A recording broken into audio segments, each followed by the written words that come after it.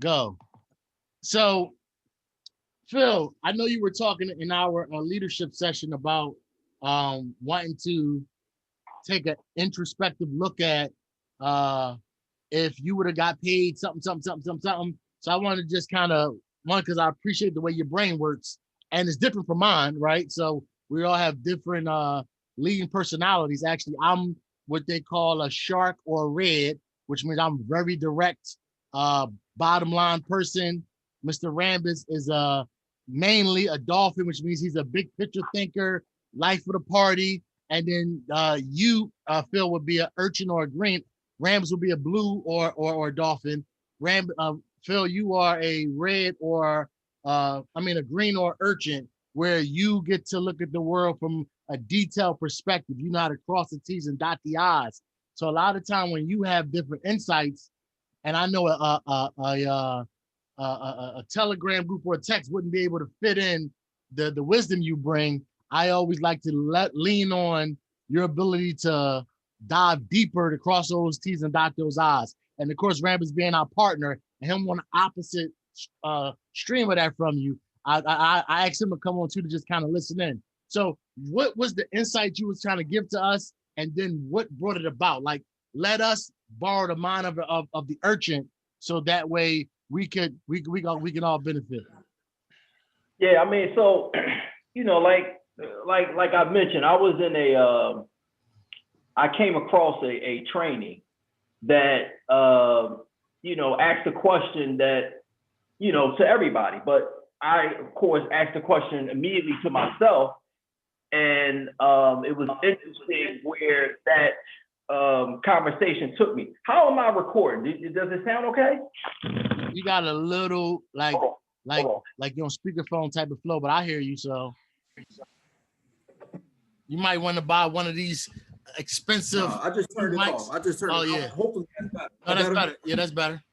But again, you can come buy one of these new expensive mics. Take your audio to the next level. Is what I'm saying. But I'm sorry, I'm trying to learn from you. I'm sorry. The little brother bragging just overwhelmed me for a second. Go ahead, big bro. So, yeah. So the question that was asked, I asked myself, and What it was the was question? a You left you. You well, yeah. Well, oh, okay. let me get Oh, to no, it. see how I'm direct. I'm trying to get right to it. I Listen, apologize again. I already know. I already know. But I it led me down a thought path, that I thought was pretty interesting. But the question that was asked was how much. Let me see if I can phrase it right. The question was, how much would you pay yourself if you had to, if you were paying us like a salary? How much would you pay yourself for the work that you've done in your business in the last 30 days? Okay. So that was the question. How much would you pay yourself for the work that you've done in your business the last 30 days? And so I asked the question, how much would I pay myself? And I started thinking about it. And I was like, I don't like my salary. I really didn't like, now I put work in, but I was being honest, like, all right, I had to pay me for that. You know what I mean? And it just really opened up a serious portal to really, I believe, to let you see if you're giving your all, if you're doing all that you can do. And right away, when I didn't like the salary I was getting, I immediately thought about where I come from, which is, working a 9 to 5. And it's been a while ago, but working a 9 to 5, it's like, you're going in there, you're punching the clock, and you have a boss that expects a certain amount of productivity from you every single day. And if you don't meet that productivity, then they'll show you the door. Mm-hmm. So automatically your mind, is automatically helped, to think, what, this is what I got to do. This is the type of effort that I got to put in. And right away, it took me back to, seeing, and some people probably can relate to this, because a lot of time when you got a 9 to 5, at least where I was at, I wasn't being paid what I was worth or what I thought I was worth. Okay. You know, I wasn't, so But I you was was doing a being, job description. right. So I was, you know, I mean, just from what I brought to the table, Right. I was being underpaid. Like, man, I should be, you know, I mean, I'm looking around, you know, seeing other people that wasn't, you know, putting out the type of effort that I was putting out, didn't have the type of input, you know, whatever it was, you know, to be able to make my job better, do it more efficient, more effective. And I wasn't being paid for what I brought to the table. But even knowing that, I still produced at a certain level because I had to, you know what I mean? Because it was a job, it was a 9 to 5. And you know, I automatically thought of the two contrasting, you know, like how could you put out that type of output working a 9 to 5, but now that this is your business and it clearly pays you way more than a 9 to 5 does, and all of a sudden your output is so low, you know, and that was the aha moment for me, you know, just having a, you know, just a self-reflection, you know, on myself and what I'm capable of and what I'm actually bringing to the table just didn't match up. Now let me ask you a question with that, right? Because first I got Emerson's compensation that's all in my head, but that's leaving the employee value comparison, right? So when you got to the job, right, you had these certain things that the employer gave you as expectations or what your job description was. And so in the employee world, you're saying you met those expectations and you met them so well, you felt you should have got paid more for how much those expectations was worth. Do you have, or have you set, or do you need to set? Like, how does that go? Because you're comparing one world where there's a framework of expectations at the beginning. Like you got to come in saying, yes, I can do all this, and kind of convince them you can do it before they even take you. So there's an HR department. So the fact that in your own business, because you got a chance to just buy your way in and you got to skip the HR department, is the fact that you had, or had you, I don't even know, have you set those, this is my job description. Have you set that for yourself? So you know that you're meeting or not meeting it? Like make them apples to apples for me. Yeah, well, I mean, and when you say that, it's something that, you know, we've heard before, but it's so true, and this, you know, it's a direct correlation to that, which is, you know, think about our kids, and you know, where we expect them to produce at a certain level every year to be promoted to the next grade. I need the report card, dog. I need to see what that report card look like, though. You know what I mean? Like, go into the year. we expect a certain amount of production, and we expect them to move along, but do we put that type of emphasis on our businesses? Right. Where, like you're saying, what is the expectation? Where are you trying to move to? What is the grade level that you should be at in this amount of time? And I would say, you know, because, and I just had this conversation, and anybody that knows me, anytime I'm talking, if it's training, I don't care what it is, you know what I mean, who I'm talking to, you're getting what conversations I've already had with myself. Right, all day. All authentic, you know, information that I've gone over, like, you know what, this is something that I need. Maybe somebody else can use it as well. So that's kind of, you know, where I'm coming from. So, you know, I had a conversation with somebody, and we talked, you know, just about that, like just setting expectations so that you have something to shoot for, but also so that you're making yourself, you know what I mean, really accountable for production and moving forward. Because when it's your own business, you have to be that driving force to say, you know, what is my hours that I'm going to work today? You know, like, you know, how much time am I going to put in? Because you can get up and say, you know what, it's raining outside, I'm going to put in 0 hours today because I can, I'm the boss. You know, so if you set expectations, if you set goals and things that you have to hit at a certain amount of time, it helps you be an effective boss to yourself. Now, hold on. So you jumped around a couple places for me, but all of it was good, right? I take goals and expectations as different things because goals are milestones to hit. Expectations are this what you got to do to be able to keep the job, right? And then you went to the parent thing, which I look at all the time. And so the correlation between being at a job and having a boss and a child and having a parent is that the boss and the parent can give negative consequences or unfun outcomes if the expectations aren't met. No TV or no paycheck or write up or so. Now, so that throws me on to how do you choose how are you going in the future create the conditions in your mind where you can be the child to yourself or the employee to yourself. Then that made me think about that you were like a supervisor at your gig too. So then you saw people that because they needed a supervisor that didn't already do the expectations all the time. They needed somebody over them. So then now you got three different entities that you need to kind of recreate in your business, right? Because you got the parent, the teacher, then the child, right? Then you have the owner, the supervisor, then the baseline employee. So if it's your own business, how do you create being your own boss and your own supervisor to make sure you be as productive as possible? Or is it possible? Well, it's definitely possible because people doing it. I mean, it's definitely possible because people doing it at a high level. They're effective at it now. But honestly, I mean, me myself, I'm not.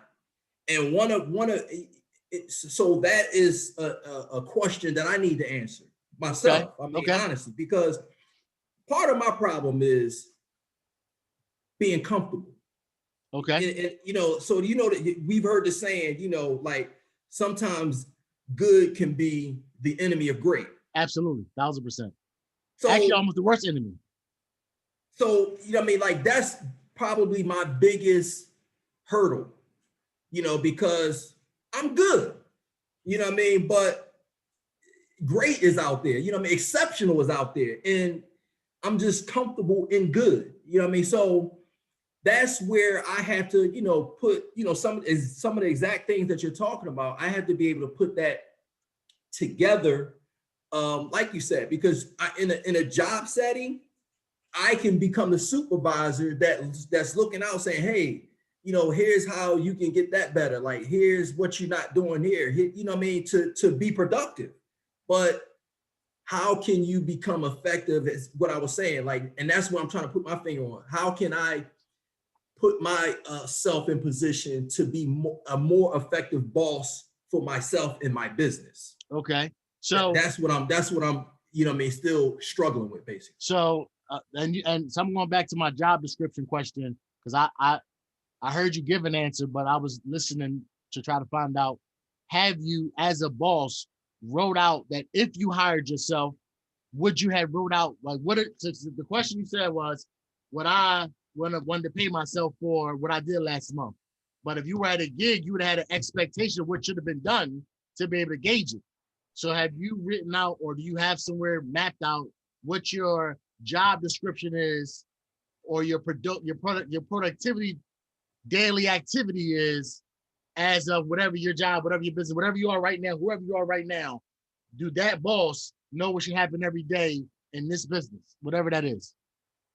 Does he know it or does he do it? It's two different questions. No. The boss doesn't do it at the job either.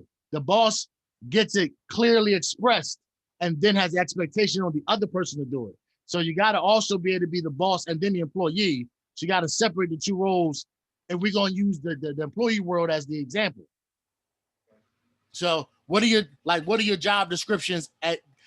So I know at $500 a month, that person's job description or what they're doing every day to get the $500 a month or have that job is different than $10,000 a month, right? So at whatever job title you have right now in your own head that you made for yourself, could you write out what your weekly activity should be? If you had to write it out. Yeah, okay. I mean, so partially, but there's so in my exact situation, there's there's like compartments of jobs that need to be done daily. Okay. And there's some that, you know, is easier to do than others.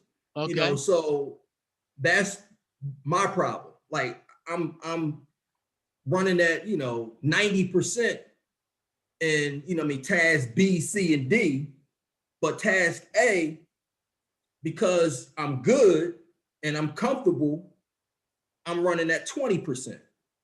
You know, so to answer your question, like, you know, some things, you know, it's laid out, you know what you got to do, it's written down, but how effective are you running at, you know, those different tasks? And for me, the task that I know that I'm not running nowhere near where I need to be, and you know, I mentioned it to you already, is really just personally exposing, just recruiting, just sharing to enough people what it is that I have my hand on. That's where I need to step my game up. Now, the rest of it, you know, we got a group that's growing. I'm helping other people. I'm doing Zooms. We doing, you know what I mean? Like all of that is I'm running at 90% on. But right. Where I feel as though, and coming from that question that was posed, that, you know, that we started this off with, I'm well below what I'm capable of. That's where I got to put my finger on, you know what, because you're comfortable, you know, you're not doing what you need to do. Like if your back was against the wall, you know what I'm saying? Like if you was about to have a car repossessed, then that 20% that I feel like I'm at would be at, you know what I mean, 95, you know what I'm saying? So that's where I got to turn that switch on, so that I'm, to your question, I'm running more efficient. I'm up toward, you know, 80, 90% in every task that I need to get done inside of my business. So we both owned the cleaning company together, right? So we got that same experience, right? And we had employees, and one of our employees, affectionately named, was Dip, right?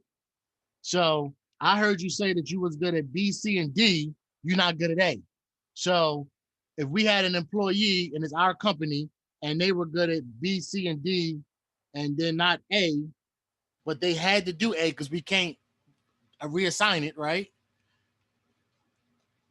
And if it was Dip, because Dip used to not do the walkthrough after the vacuum. He would vacuum and then we would come back and like, damn, why you, if you just look over what you need to look over, you know, I'm gonna look over it, da da da. So what would you, the boss Phil, say to the employee Phil to help him get better at A? Because you don't have to really help him with B, C, and D. So, because I hear you still being the same person. I hear you saying, I got to create the condition. So, because I know it's a condition in the mind thing, but to compare it to a job, there's two separate forces. There's the employer with the expectation. There's the employee that's working not to get the negative consequences and maybe get more of the positive consequences. So I hear the business owner part, because you're identifying it. So how do we get, what things need to be said to Phil, the employee, to get the result? Because the part of recruiting, that's a byproduct of an activity. You can't speak to a person saying yes. You can speak to how many people you spoke to that told you no, though. Yeah, I mean, you could say, I reached out to 15 people and none of them got back with me. I reached out to, like, whatever the matrix are going to be. So if it was, back to the employee thing, if it was Trey, your son, you probably won't even play the game. As I remember the homework stuff. I mean, if the homework ain't done, you're not touching the game. So with the employee, you working out to get fired, so you can get crazy. What would you do with, as the owner Phil, with the employee Phil? Hey, Yolanda, just mute yourself out for a little bit. Oh, okay. I can come back. No, stay in. Just mute yourself. That's all. I don't know. I mean, honestly, that's where I have to put my finger on, because, you know, it's a mindset thing. Right. It's not, you know, like some people, it's And it depends on what you're dealing with, but it can be, you trying to get, over something, or, you're not trying to learn a skill, like you can't do it yet. For me, it's just, it's mental, like it's a mental hurdle that, and again, I believe the hurdle is just comfortability. That's it. You know what I mean? Like, again, I think the switch is as easy as if my back was against the wall, boom, immediate. I would be able to do the necessary things that I just choose not to do. I mean, that's kind of how I feel. Because I'm the boss, I just choose like, well, like we'll just do it at a 20% effective rate. That's just my thought process. Now, that question that I posed out, that I put out there to everybody, right? That self-reflection that I had, I believe that's a beginning portion of it, because now right away coming off of that post, I'm like, I'm going to change it. So right. It's just a mental decision that you got to make, to do what it is that you need to do. Now, of course, you're going to get better as you do it more and more, like anything else. But I just got to do it. Like, I mean, something simple as social media. Right. Like, I got a lot of friends on social media, but I'm never on there. I'll go on there and do more of liking other people's posts than I do of posting my own stuff. But I'm hearing from people that are, like you said, can it be done? Yes. From people that's doing it, they're saying you need to post every single day, at minimum once a day. But then they also say right behind that, you can't post too much. So, what I mean? Like something as simple as that, everybody on here can do that. But do we? You know what I mean? So it's something that's simple to be done. It's just a matter of mindset to make sure that you're getting it done. And for me, it's comfortable as opposed to uncomfortable. When I'm uncomfortable in something, I'm gonna do what I gotta do at a high level to get comfortable at it. Right. And that's where I struggle with. Awesome. So first, thank you, because I wanted to kind of get your brain on it. So we got like a minute and a half left because I got a 3:30. Cisco, can you give me, I guess, what you got from what Phil said in this meeting, not from what you go into the training with them? And then Mr. Rambis, can you give us your thoughts, and then we'll stop this, and hopefully this half an hour brother to brother session would have been valuable to whoever is going to touch moving forward. So Cisco, the floor is yours first. So Phil gave you some of his insight. You are a Dolphin / Blue like Mr. Rambis. So this detailed deep diving isn't what y'all normally do off the top. So what's your thoughts about what you just experienced, Cisco?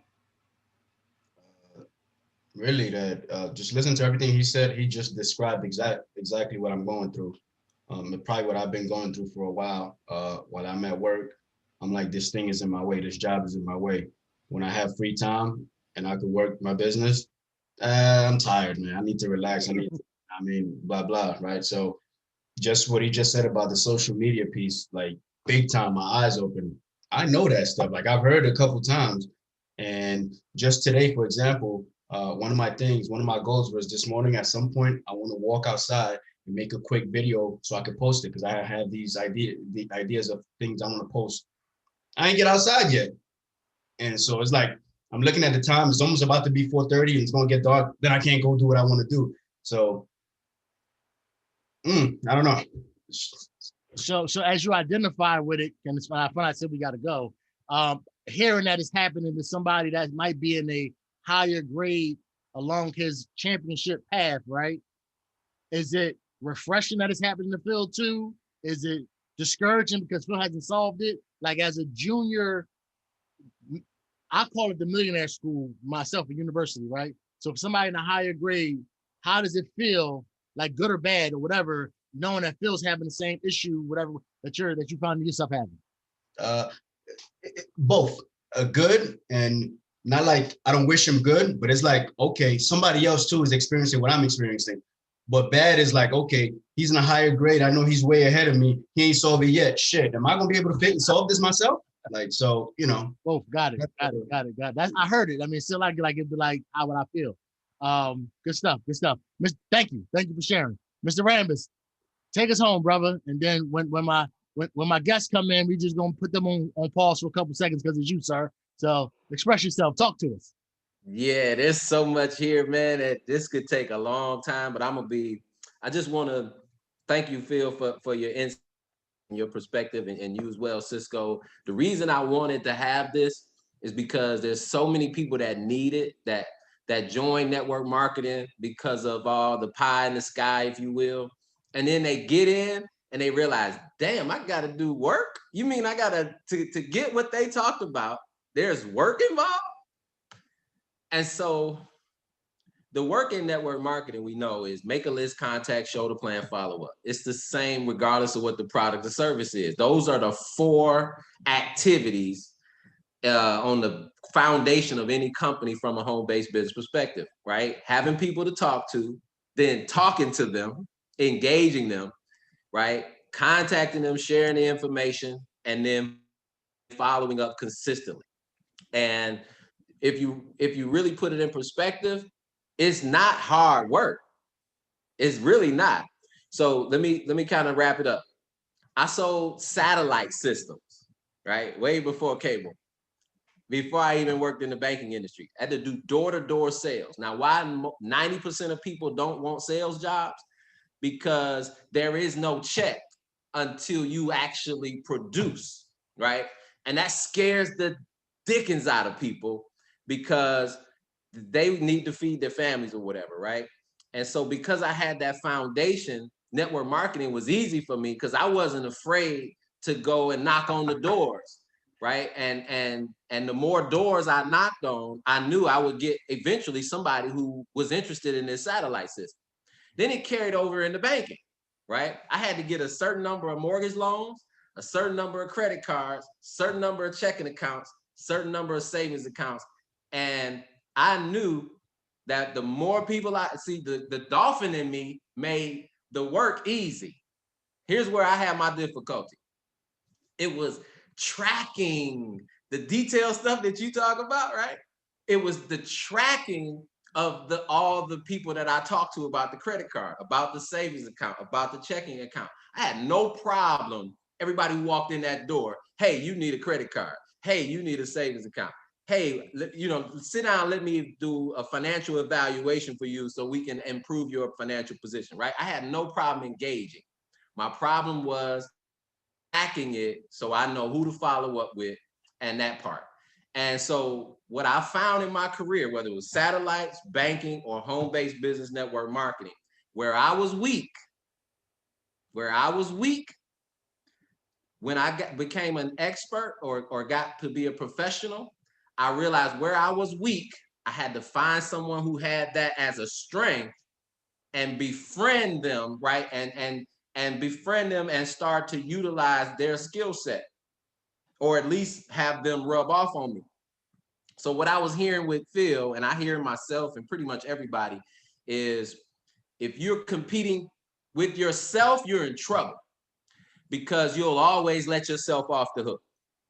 But when you have a workout partner, it's amazing how when you have somebody lined up with you on the line, like I might run this quarter mile at my pace and be comfortable when I get done.